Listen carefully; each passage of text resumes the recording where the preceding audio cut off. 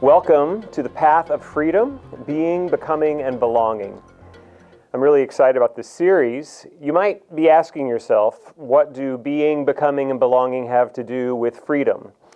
Well, they're just our values and we love them, and so I just stuck them in here and they don't have any relationship at all. No, that's actually not true. We do love these statements. And here's the way I believe that they do create a path to freedom.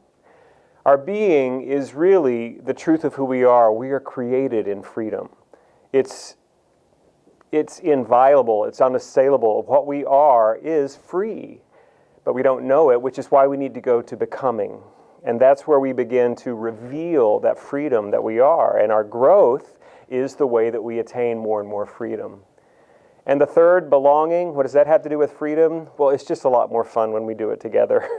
And it's also just strengthening. We need each other in really important ways. And to do this work of our becoming, to reveal our being in our belonging in community is just a powerful thing. At least that's my truth, and I'm sticking with it. I've done this my whole life.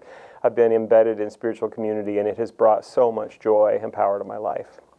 So let's start with the first one, our being, and we're doing each one of them in 2 parts. 2 weeks on being, 2 parts on becoming, and 2 parts on belonging. And I'm going to be doing 4 of this series, and our dear executive minister, Stacy Collins, will be doing 2 of them in the middle there. So, for the first one, this series today, I'm going to call it The Truth That Sets Us Free. This is our being statement. We live from our oneness with God and each other, experiencing abundance and connection with all life. So this is the deepest truth that we offer in the realm of spiritual teaching, is that we're already one with God.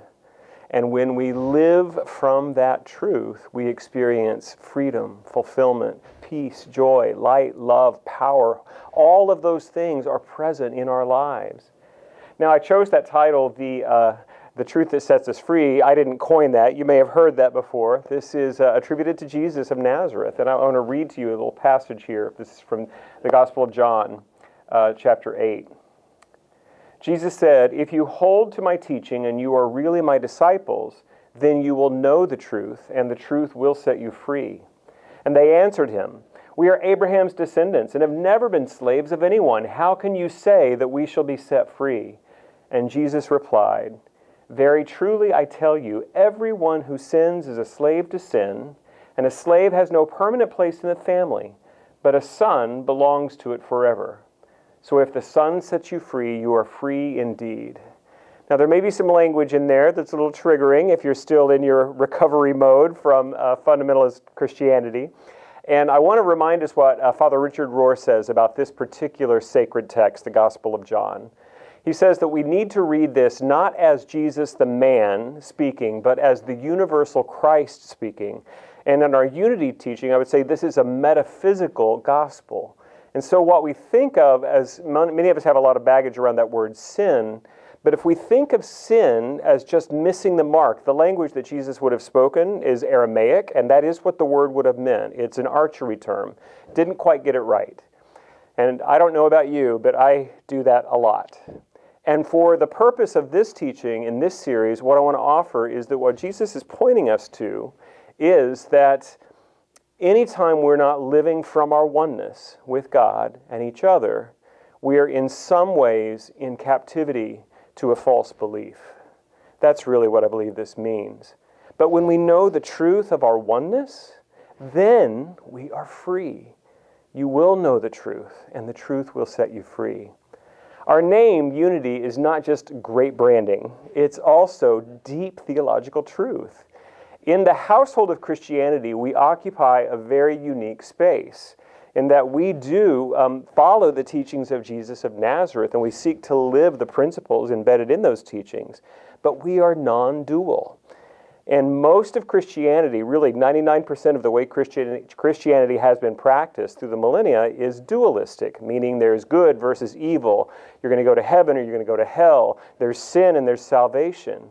And what we teach and what we believe is that it's all held in oneness.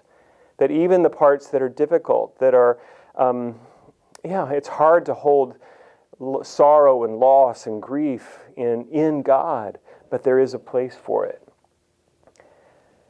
The Tao Te Ching has this beautiful teaching. The Tao gives birth to the one gives birth to the two gives birth to the three gives birth to the 10,000 things. The 10,000 things are bolstered by yin and wield yang. Together they harmonize as breath. And think about the breath, breathing in and breathing out. They're opposites, but they're one thing, and together they support life. And so as I'm reflecting on the hard things in life and how we can find a place to hold that in our oneness with God and each other, sometimes it's good to think about it as the breathing in and the breathing out.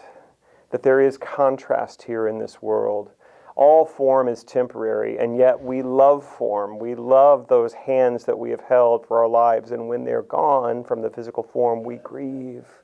And it's natural and right that we do so.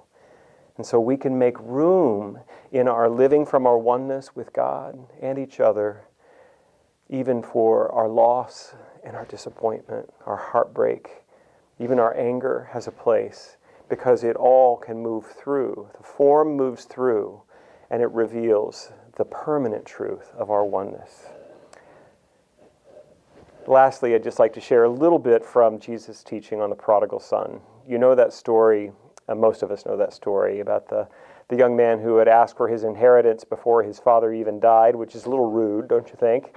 And evidently in Jewish culture at that time, it would have been exceedingly rude. You know, it was a patriarchal culture, and respect for the parents was really paramount. And so for someone to say it's like the son, it was the second son, he was saying, I wish you were dead. Give me what's mine. How many of us have had an ego thought, that is just like, I just want what's mine. I don't care about anybody else. And then he goes off and he seeks to live in the sensory world and get all of those needs met in different ways, wine, women, and song. But as I like to say, a friend of mine from AA once told me, she said, for me it wasn't wine, women, and song. It was men, whiskey, and Neiman Marcus. Whatever your pleasures are.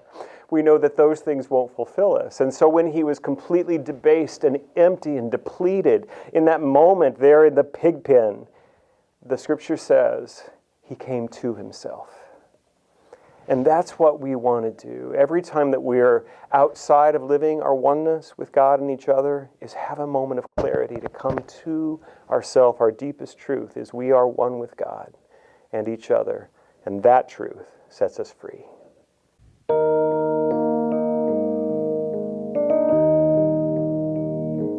We are one, we are one. Every mother, every father, daughter, son. All the things that make us different are the things that make us free. Now we see we are one, we are one. Now the dance of all creation has begun. We are younger than tomorrow and more ancient than the sun.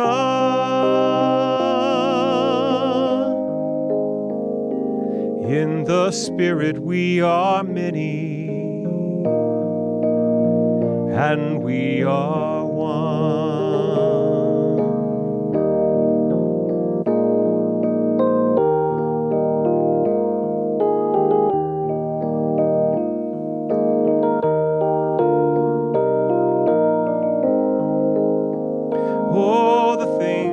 Make us different are the things that make us free. Now we see we are one, we are one. Now the dance of all creation has begun.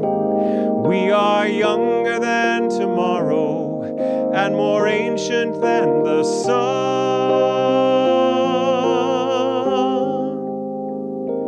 In the Spirit we are many,